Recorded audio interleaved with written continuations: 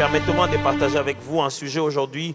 Fortifie-toi et prends courage.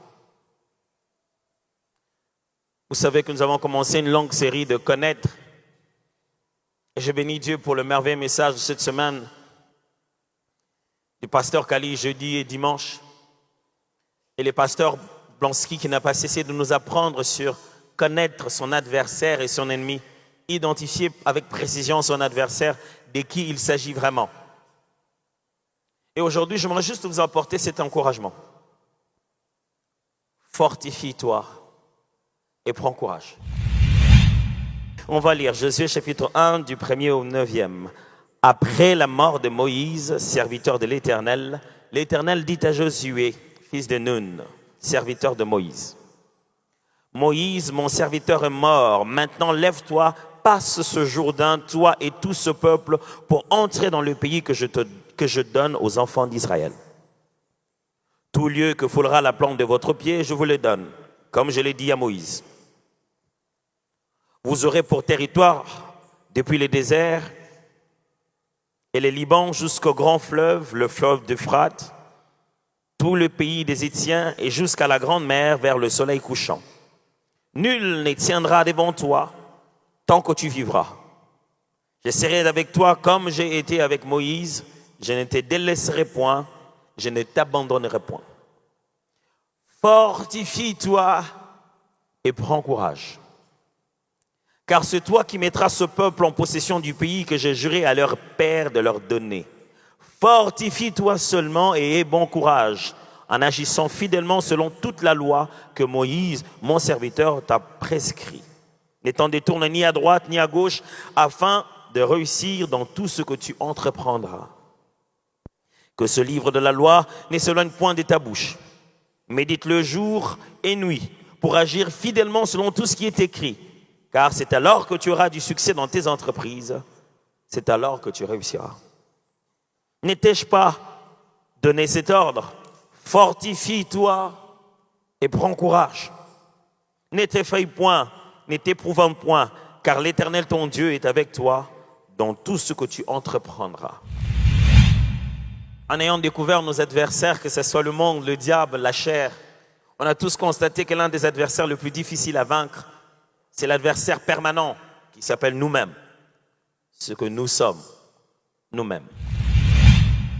Frères et sœurs, on se pose toujours la question, qu'est-ce que j'ai vraiment à avoir dans ma destinée? Quel est mon degré de participation dans ma destinée? Qu'est-ce que moi je peux faire? Quelle est ma part de choses dans des choses que Dieu lui-même a promises?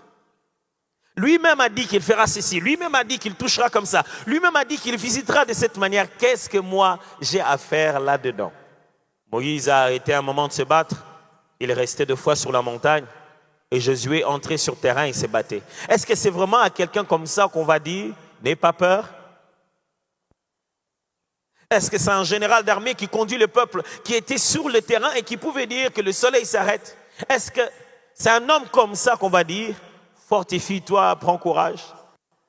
À celui qui était sur le devant de l'armée qui disait, allez, chargez, attaquez. Est-ce que c'est à quelqu'un comme ça qu'on va présenter comme encouragement? Fortifie-toi et prends courage. Est-ce que ce n'est pas anormal? Combien de fois on aimerait juste savoir, Dieu, quelle est ma petite part dans l'affaire? J'ai la fait et c'est terminé. Comme ça, toi, tu fais ta part. Dis-moi ma petite part à faire. Dis-moi quel est mon côté. Comme ça, je fais mon côté. Et comme ça, tout le monde va constater que c'est toi qui dures.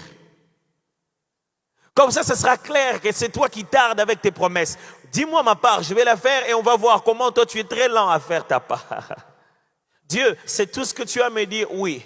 Est-ce que tu connais les ennemis que je vais avoir? Il y a Jéricho, il y a Haï.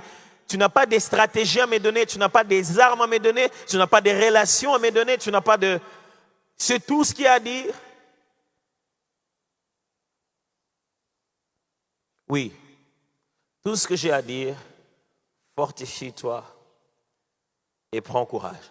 Bien-aimés, sur le chemin de la destinée, nous ne pourrons pas vaincre toutes sortes d'adversités si nous n'arrivons pas à nous fortifier et à prendre courage. Nous avons beaucoup de défis, beaucoup de combats, beaucoup de réalités. Mais j'aimerais ce matin vous encourager. N'abandonnez pas, fortifiez-vous et prenez courage.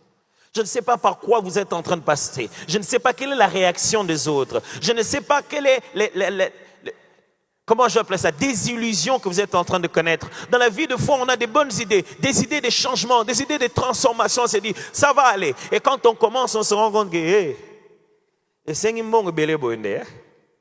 ça va aller. Jusqu'à ce que ce qu'on attendait n'arrive pas. Et en dernière minute, on vient te dire, ça ne marche pas. Tu es obligé d'aller vers ton plan B qui n'était pas ton rêve. Et même le plan B ne marche pas et tu as créé un plan C. Et tu commences à te demander, est-ce que je dois toujours croire que je finirai par vaincre? Ce matin, je voudrais vous dire, fortifie-toi, prends courage. Peut-être que vous avez déjà placé des stratégies. Les premières stratégies ont fonctionné jusqu'à 50% et vous n'avez plus de ressources. J'aimerais juste vous dire, fortifie-toi et prends courage. La plupart des fois dans la Bible, Dieu nous parle et il sait ce que nous devons faire. Devant l'adversaire, devant les combats, devant des défis, devant des sujets d'encouragement, il sait ce que nous devons faire. Et écoute ce qu'il dit, fortifie-toi. Mais voilà ce que nous disons, Seigneur, fortifie-moi. Dieu, tu ne sais pas que sans toi on ne peut rien faire. Seigneur, si tu ne me soutiens pas, je ne sais rien. Oh Seigneur, soutiens-moi, Yahweh. C'est comme ça que nous nous prions. Quand ça va mal, nous disons, Seigneur, fortifie-nous. Lui, il dit, oh, fortifie-toi. Nous vivons une vie chrétienne où nous fouillons notre responsabilité de nous bâtir en nous-mêmes.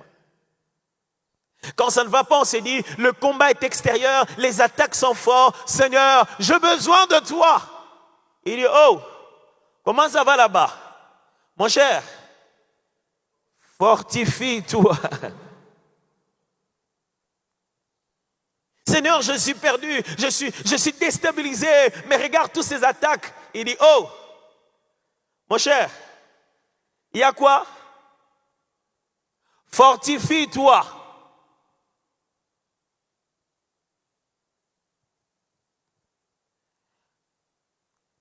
Dans ma vie, je me suis réveillé plusieurs fois en me disant, je vais reprendre les sports. Et quand je reprends les sports, la seule chose que je me pose toujours comme question, c'est dire que je lui paye chaque fin du mois pour me faire du mal. Quand on prend un coach, lui, il ne fera rien. Il fait toujours 5 fois et il s'élève et dit, allez, ok, 1, 2, allez, 2. Ça va, encore 2. Et il compte. 1, 2, 3. Papa, on change de rythme pour l'année de ça. 4. 4 encore. On commence 4. Et tu comme à 6. Il peut que dire ça dehors. Il ne peut pas faire ça. Je suis venu pour devenir le meilleur de moi-même. Je ne l'ai pas engagé pour qu'il me rende fort. Je l'ai juste engagé pour qu'il me rappelle. Fortifie-toi. Il cherche un moyen. Il sait que la force dont j'ai besoin pour pouvoir faire la prochaine fois, elle n'est pas externe. La force dont j'ai besoin pour faire 6, 7, ça ne vient pas de lui. Mais ce qui est étonnant, c'est que à 5, 3, 2, 4, on avait l'impression qu'on ne va pas arriver à 10. Après, il dit, allez, 10. Ah. Au lieu de te laisser te reposer, il te dit, lève-toi. Fais les 100 pas. Allez. Continuez, on y va. On maintient les rythmes. Et tu te rends compte que tu étais sur le point de mourir, mais tu continues à vivre. J'ai une bonne nouvelle pour toi. Tu ne mourras pas. Fortifie-toi. Nous passons tout notre temps à dire à Dieu, Seigneur, remplis-nous. Mais la Bible dit, soyez remplis du Saint-Esprit. Frère, l'étape où nous en sommes, ce n'est pas question de Dieu. Ce n'est pas question du diable. Ils n'ont rien à voir. C'est toi qui dois te lever et dire, les premiers exercices, je les faisais avec esthétique. Un, deux, un. Avec esthétique, tu vérifies que l'angle est droit. Mais tu ne savais pas que vous allez arriver jusqu'à 150. Après, dans 80 ans, l'esthétique est changée. Comme l'essentiel est mataka. Tu n'as pas besoin de réussir avec esthétique. Tu dois réussir. Je ne sais pas comment ça va se passer, mais fortifie-toi.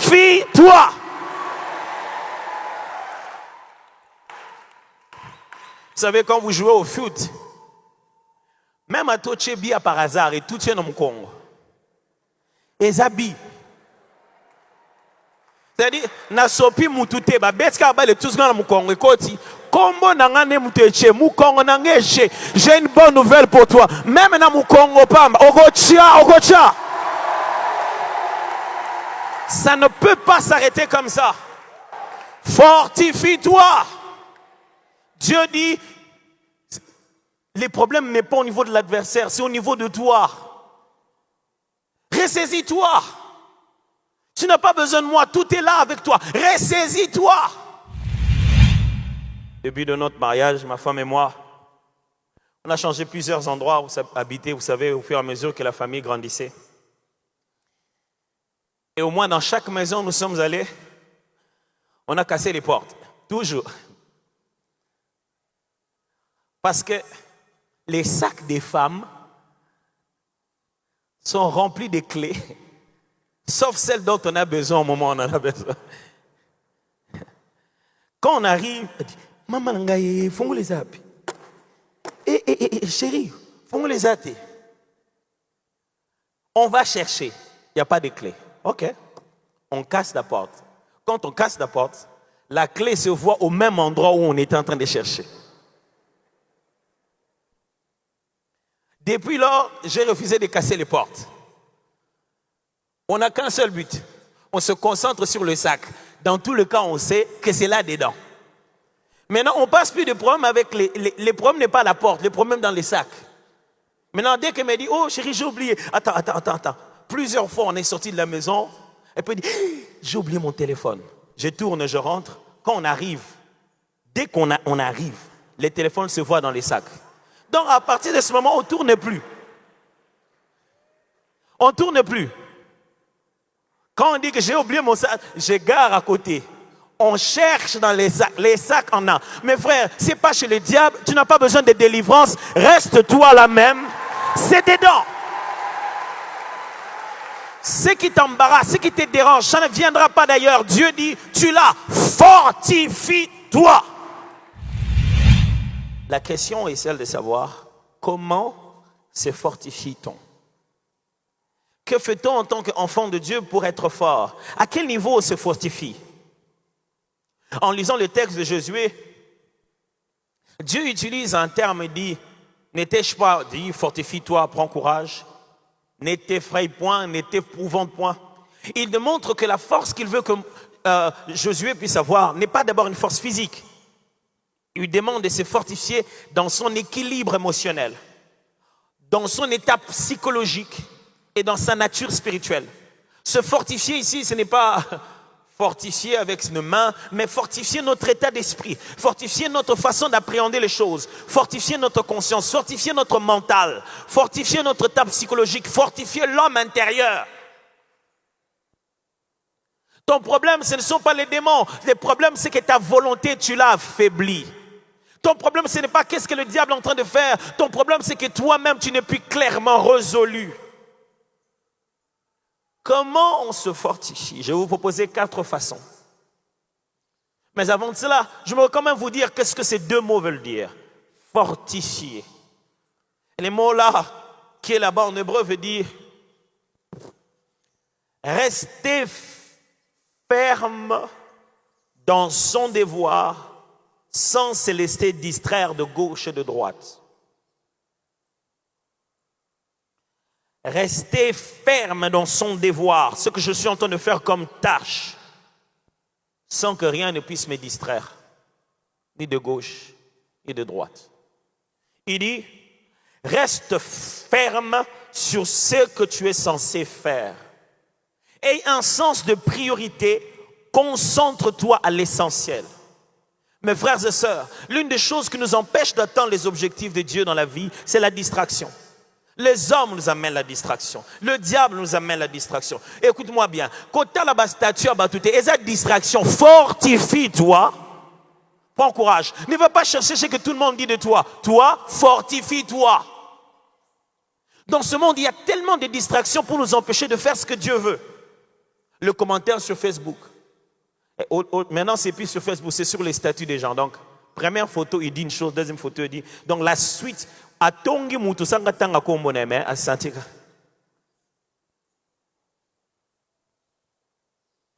vous savez, c'est tentant de savoir, je suis allé là-bas, mais j'ai entendu ce qu'ils ont dit de toi, vraiment, ça m'a fait très mal. Hein? C'est tentant de dire, ils ont dit quoi? Ma femme sait déjà que quand elle commence une histoire pareille, je dis rien.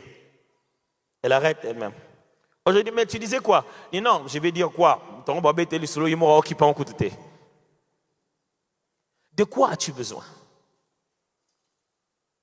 Pourquoi tu es venu sur la terre? Qu'est-ce que tu es en train de faire? Est-ce que tu es en train de jouer à cache-cache? Est-ce que tu es en train de chercher l'approbation des hommes ou tu es en train de bâtir une entreprise? Est-ce que tu veux épouser tes belles-sœurs ou tu es déjà marié? Ne laisse personne te distraire. Fortifie-toi l'objectif que Dieu t'a donné. Concentre-toi. Reste ferme. Qu'est-ce que tu étais en train d'essayer de faire? De plaire à tout le monde ou d'obtenir des résultats spirituels? Si tu obtenais des résultats spirituels, ne laisse pas les gens te distraire. On raconte l'histoire d'un homme de Dieu qui s'appelait Smith Wigglesworth. Il était anglais d'origine. Un jour, pendant qu'il dirigeait un service de guérison, il y avait un homme qui était paralysé, qui était là, qui était maigre, qui était dans une chaise roulante, qui était vraiment malade, vraiment très malade. Alors la première des choses qu'il a fait, il est venu prier pour lui. Il a demandé de se lever, prier pour lui, il a prié pour lui. Il a demandé de se lever. Il s'est levé, après, il est tombé. Il a repris encore. Il a prié, il a encore demandé. Le monsieur était faible, il a encore le levé, tombé encore. Il a repris encore la troisième fois. Vous savez, la première fois, quand vous priez pour quelqu'un, vous avez l'approbation, vous avez le secours de toute l'église. Oh là, quand il tombe, 50% s'en vont. Il se transforme en spectateurs. Vous gardez les intercesseurs qui ne sont plus en train de prier Dieu, mais qui sont en train de prier pour que la troisième fois, vous perdez tout le monde. On est en train de chercher le plan B. Est-ce que vous filmez? La troisième fois, le monsieur est encore tombé. Il y avait quelqu'un dans l'assemblée. Vous savez, c'est très facile de quitter de la foi à l'incrédulité en quelques secondes. Il a crié très fort. S'il a recrié sans lingala, il allait dire Ozanga Mawa. Mais comment tu peux faire souffrir quelqu'un comme ça? Tu vois que ça ne marche pas.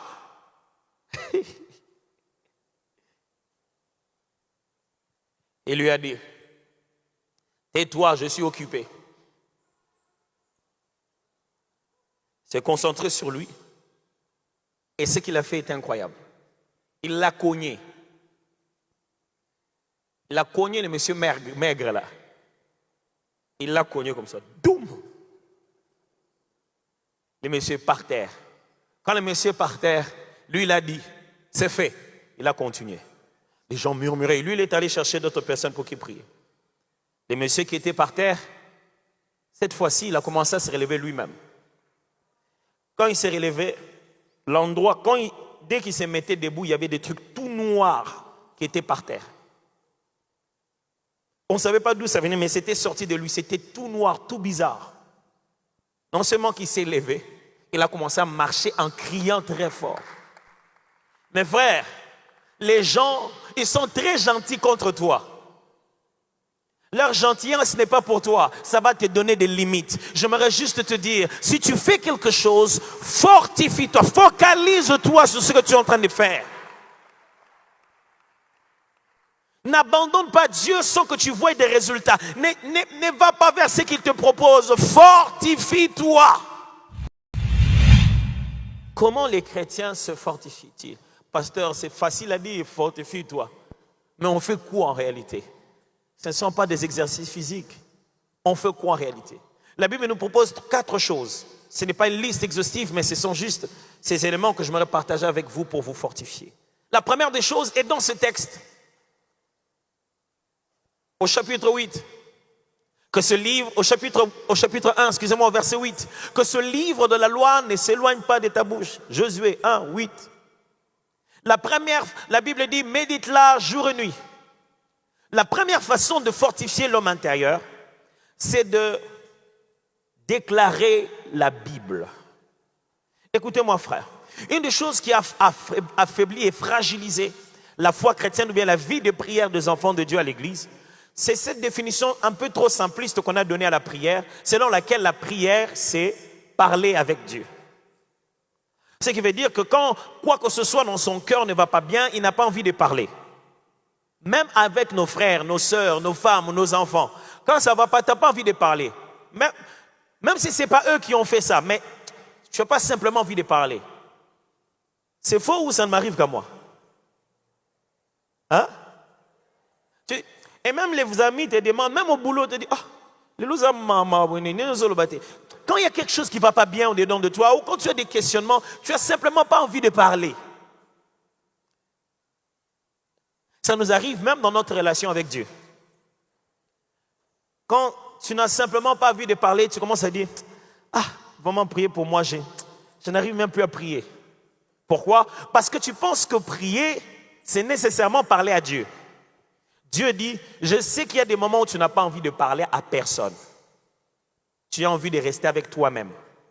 Alors, reste avec toi-même, mais prends la parole. Ne me parle pas. Parle à toi-même, mais avec la parole. Dieu dit à Josué que le livre de la loi ne s'éloigne pas de ta... Vous vous êtes jamais posé la question pourquoi il dit bouche? Il n'a pas dit ne s'éloigne pas de ta tête. Il n'a pas lu ne s'éloigne pas de ton regard. Il n'a pas dit ne s'éloigne pas de tes yeux. Parce que le mot qui est là, ce n'est pas médite-le, mais soliloque. Les verbes est très difficile en français. Le mot qui est là, ce n'est pas regarde-les pour y réfléchir. Le mot qui est là, c'est prononce-les jour et nuit. C'est pourquoi il dit ne s'éloigne pas de ta bouche. Frère, la force de la parole de Dieu, ce n'est pas quand il ne s'éloigne pas de nos yeux. C'est quand elle ne s'éloigne pas de notre bouche. Quand ça ne va pas, que tu as besoin de te fortifier, prends les textes. On publie les méditations chaque jour sur la page de l'église. Prends les textes. Cherche un texte, celui par lequel ça te rassure. Cherche un texte de la parole de Dieu. Commence à les déclarer. Ton esprit a besoin d'entendre ta bouche dire les vérités qui lui permettent de se rassurer. Alors ne va pas dans la chambre pour prier comme quelqu'un qui est dans une messe en train d'attendre, je ne sais pas moi. Écoutez-moi, nous sommes des enfants de Dieu en train de pratiquer la parole de Dieu. Ce n'est pas de la religion, c'est de la spiritualité. Le maître de tout esprit qui a établi les principes par lesquels les spirituels fonctionnent, c'est Dieu. Et il a dit ceci, si tu veux que ça fonctionne dans ton homme intérieur, prends la parole, commence à dire, je suis la tête, non la queue. En toutes ces choses, je suis plus que vainqueur par celui qui m'a aimé. Écoute-moi, même si on vient te voir, on pense que tu es fou. Continue à déclarer. De nos jours, il y a tellement des applications dans la Bible, des moyens de trouver des versets bibliques. Par où je vais commencer? Va dans ton téléphone. La fameuse Bible qui est dans ton téléphone que tu regardes jamais, que tu n'essaies d'ouvrir qu'à l'église pour nous faire croire que tu lis la Bible pendant que tu es en train de chercher les WhatsApp. C'est là. Regarde à l'intérieur, tu verras qu'il y a des versets bibliques du jour. Cherche un texte. Proclame les paroles de Dieu. Proclame cela dans ta bouche. Ne réfléchis pas. Fais les 100 pas dans ta chambre. Proclame cela. Organise une retraite de fortification. Fais une veillée de fortification. Veillée de prières de fortification. Je n'ai pas besoin de voisins. Je vais être seul. Je ne vais pas attaquer les diables. Je ne vais pas faire de combat spirituel. Retraite de fortification. Deuxième moyen. C'est dans Ephésiens chapitre 5, versets 18 à 19.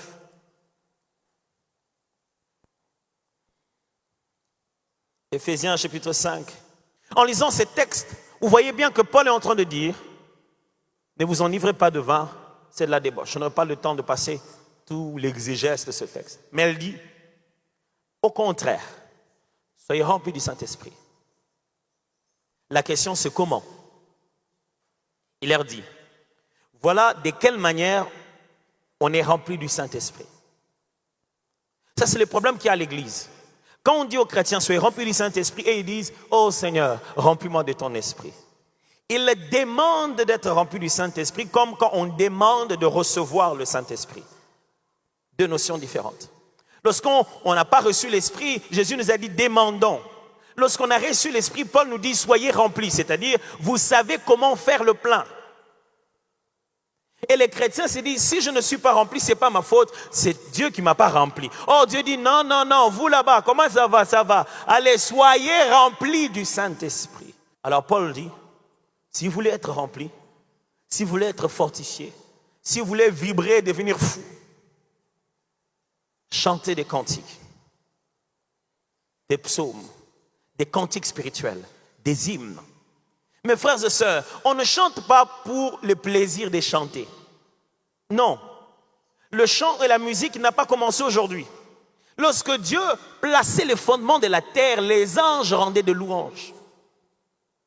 Dieu et la musique, Dieu et les chants, la musique n'est pas une chose qui va rester ici. J'ai déjà entendu les gens dire non, la musique va rester, nous irons dans l'éternité. C'est faux. Lorsque nous irons dans l'éternité, la Bible dit nous serons en train de chanter les cantiques de l'agneau et les cantiques de Moïse. Jusqu'à l'éternité, on va continuer à chanter. Je ne sais pas ce que Dieu a mis dans la musique, mais il y a quelque chose qui fait que quand on se met à chanter les vrais cantiques de Dieu, Nzembo ya Nzambe.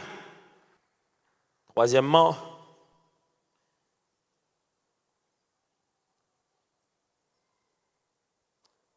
c'est dans 1 Corinthiens chapitre 14, versets 1 à 4, que Paul nous parle de cette vertu de l'esprit qu'on appelle les parler en langue.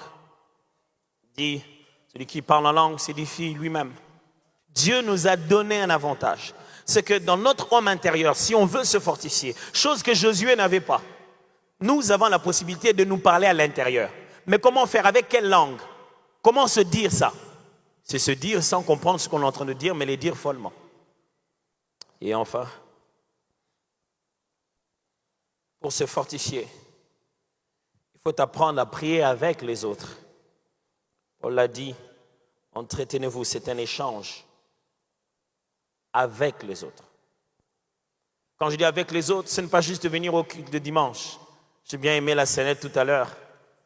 La personne qui parlait, le conteur disait, il a quitté les bureaux en passant par l'église qu'il ne fréquente que le dimanche. Le culte de dimanche, nous ne pouvons pas tout faire. Je ne peux pas diriger l'intercession comme on dirige ça le jeudi. Non, c'est un culte de dimanche. Alors si votre vie chrétienne est basée qu'au dimanche, vous ratez beaucoup. Vous ratez alors beaucoup. Mon frère, se fortifier, c'est se donner du temps à soi-même pour devenir fort. C'est se donner du temps à soi-même. Frère, ne donne pas trop de temps à essayer de savoir quel est l'adversaire. Donne-toi du temps à te fortifier, à devenir fort. Et quand tu ne l'es pas, cherche des amis. Cherche des frères et des sœurs. Dis-leur, est-ce qu'on peut prier? Je vous assure, quand vous revenez d'un petit moment de prière, je ne parle pas de la prière de masse comme ça. Vous étiez 4, vous étiez 5, vous étiez 10. Quand vous avez fini de prier, vous avez l'impression que Jésus doit venir aujourd'hui. Vous vous sentez prêt. Il fut un temps, chaque samedi matin, on priait avec le pasteur Roland. J'étais toujours fasciné dès les premiers jours de voir ce grand monsieur, comment il devient un petit enfant dans la prière. Il prie vraiment comme un petit enfant. Et il y a des choses qu'il dit à Dieu, je dis, Seigneur, est-ce que tant que sur leur monde, on a net zoba mobo, papa makamona lobano yangote. Donc, comment tu m'écoutes? Parce que s'il y a des gens qui te disent ça, c'est que moi je te dis là, c'est quoi? Le bon côté dans la prière, il n'y a pas de droit d'auteur. Quand il a parlé comme ça, les choses qu'il a dit, Zwango, mais mango pas na onanda, Seigneur. Il regarde aux choses que le pasteur Roland disait. Je vais te dire les choses qu'il te disait là. Il y a des gens, quand vous priez avec eux, ils vous remplissent des verbes, des mots. Quand ils prient un moment, on dit écoute ici au Tchouki, même quand tu étais fatigué, hey Seigneur, ça c'est bon ça. Quand quand il prie avec son témoignage, tu te dis, moi je me plains pour rien. Il y a des gens qui sont passés par là. Et lui, il est comme ça, mais il est passé par là. Ah non, Seigneur. Seigneur, ça va aller. Ça va aller. Seigneur, ça va aller. Je ne vais pas reculer. Je vais me fortifier. Frères et sœurs, j'aimerais vous dire, la responsabilité est de notre côté. Ce n'est pas l'ennemi ni au Seigneur. C'est à nous de nous fortifier. Tout est là. Fortifie-toi. Le Seigneur te le dit ce matin. Fortifie-toi. Arrête d'être distrait. Fortifie-toi. Ne laisse pas cela te ronger. Fortifie-toi. Ne laisse pas cela te distraire. Fortifie-toi. Ne laisse pas les calendriers te perdre. Fortifie-toi. Ne laisse pas les pronostics des gens te distraire. Fortifie-toi.